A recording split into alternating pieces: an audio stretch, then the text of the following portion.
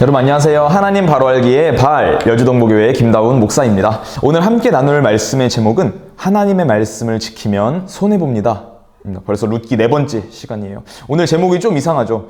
아니 하나님의 말씀을 지키라고 해도 모자랄 판에 하나님의 말씀을 지키면 손해본다니 이게 도대체 무슨 소리일지 오늘 함께 말씀을 통해서 알아가 보도록 하겠습니다. 저와 여러분들이 지난 시간까지 룻이 보아스의 밭에서 이삭을 주우면서 시어머니 나오미와 함께 하루하루 살아가고 있다는 사실을 알게 되었습니다.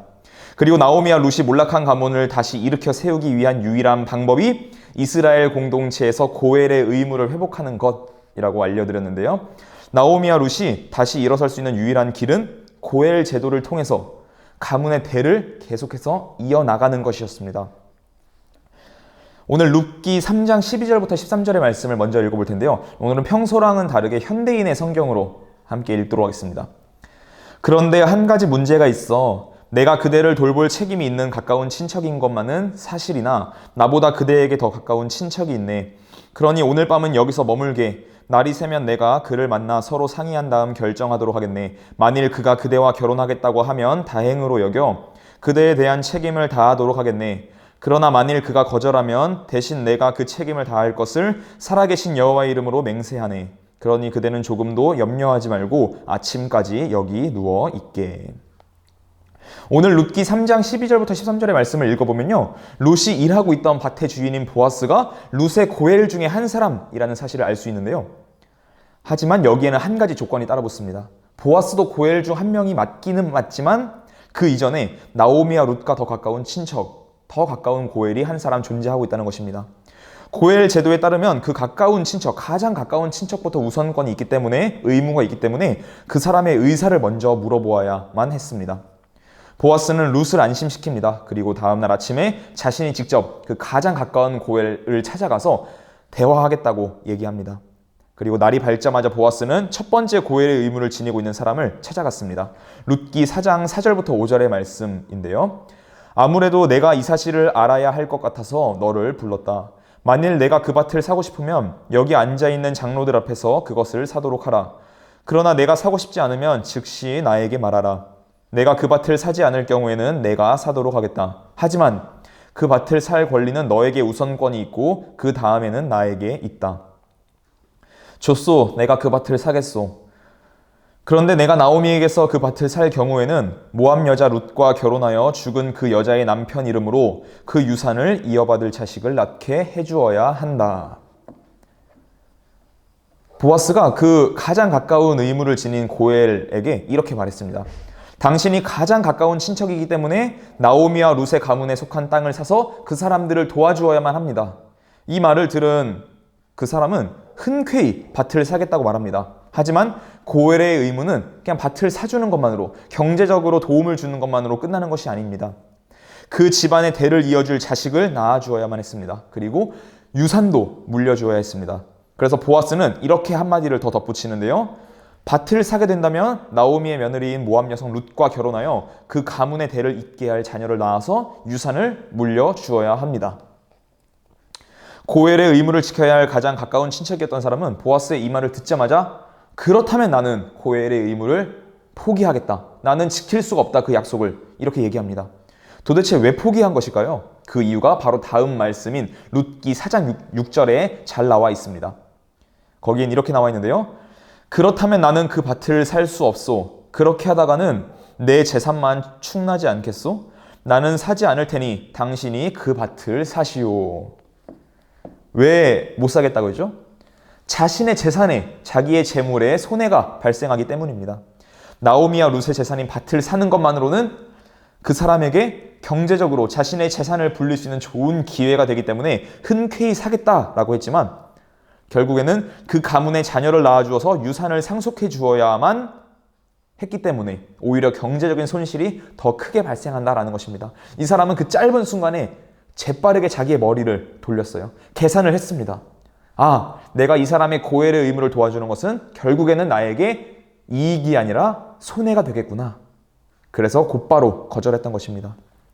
여러분, 이 대화를 보면서, 들으면서 여러분 어떤 것이 느껴지시나요? 이미 이스라엘 공동체 안에 서로를 아끼고 사랑하고 돌보고 보듬어주는 이 마음, 자비의 마음은 온데간데 없이 사라진 지 오래였습니다. 그저 자신의 욕심과 이익만을 위해서 살아가고 있는 그들의 현실을 적나라하게 오늘 말씀이 보여주고 있습니다. 하나님의 말씀대로 사는 것보다 자신의 욕심과 이익을 채우기 위해 살아가던 사람들, 그들에게 더 이상 하나님은 왕이 아니었습니다. 자기 자신이 왕이었고 자기가 살고 싶은 대로 살아가던 사사시대의 이스라엘 백성들의 모습을 잘 보여주고 있는 장면입니다. 하지만 보아스는 달랐습니다. 가장 가까운 친척이 고엘의 의무를 거절하자 보아스는 자신이 곧장 고엘의 의무를 지킵니다. 보아스라고 해서 손해를 안 보는 장사였을까요? 왜 손해를 안 보았겠습니까? 아쉬울 것 없던 보아스였습니다. 많은 것을 소유하고 있었죠. 하지만 보아스는 손해를 본다고 할지라도 하나님의 말씀인 고엘의 의무를 지키는 것이 더 중요하다고 생각을 했고 실제로 자신의 삶을 통해서 그렇게 살아갔습니다.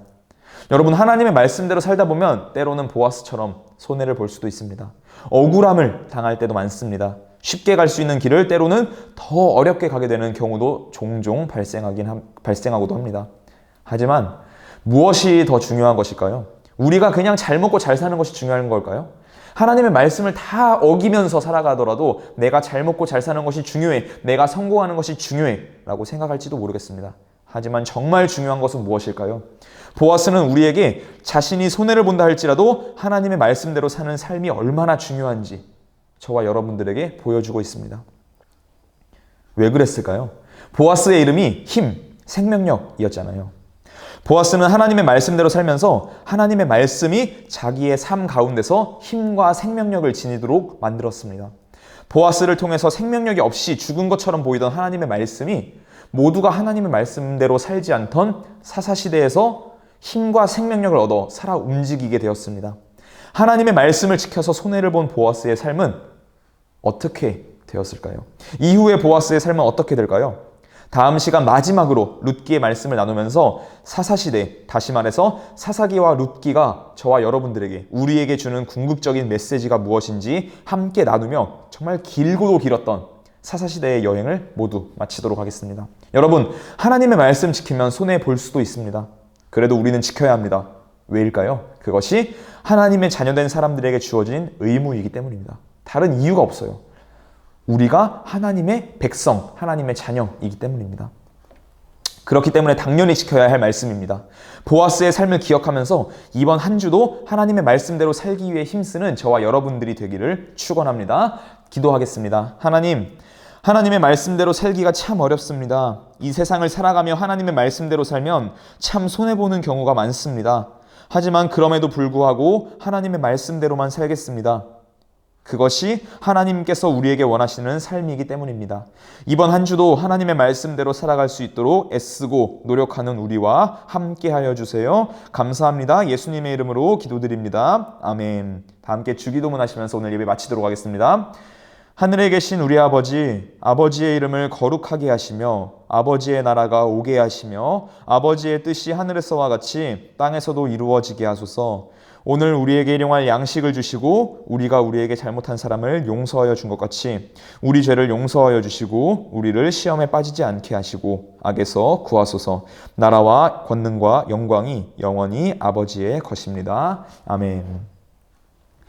여러분, 오늘도 함께 말씀 나눌 수 있어서 너무나 감사했습니다. 그럼 다음 시간에 다시 만날 때까지 모두 건강하시고 오늘 말씀 기억하시면서 한 주도 하나님과 동행하는 삶을 살면 좋겠습니다. 그럼 저는 지금까지 하나님을 바로 알기의 바알이었습니다. 모두 안녕히 계세요.